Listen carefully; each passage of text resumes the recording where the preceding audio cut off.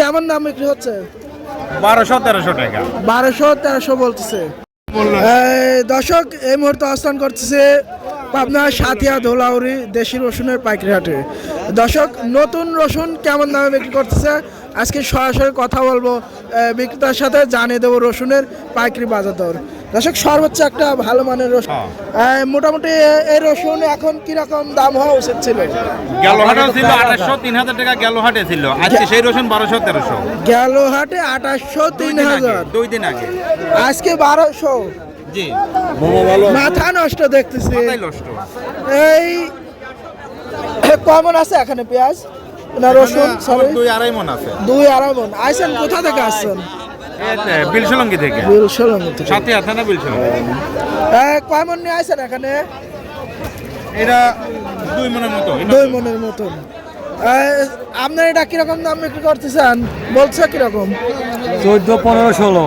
14-15-16। আজকে সর্বোচ্চ বাজারটা কিরকম ছিল? ওই 16। সর্বোচ্চ 16।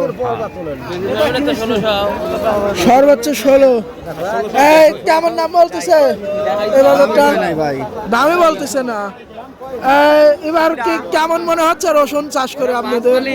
ভালো মনে হচ্ছে না। ভালো মনে হচ্ছে না আসলে। পেঁয়াজেও তো অবস্থা টাইট, আবার রসুনে যে একটু ভালো হবে তাও না।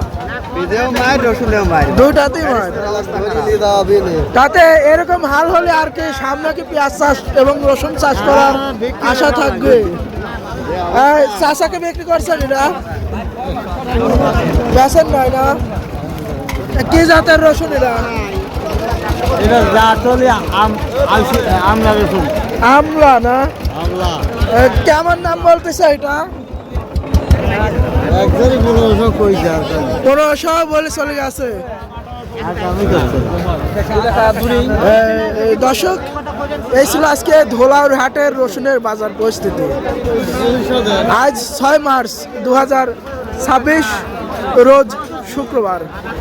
এখানে প্রতি সপ্তাহে 2টা হাট বসে, শুক্রবার এবং সোমবার।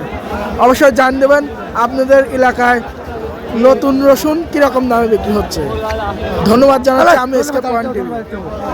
সবাই ভালো থাকবেন, সুস্থ থাকবেন, আল্লাহ হাফেজ।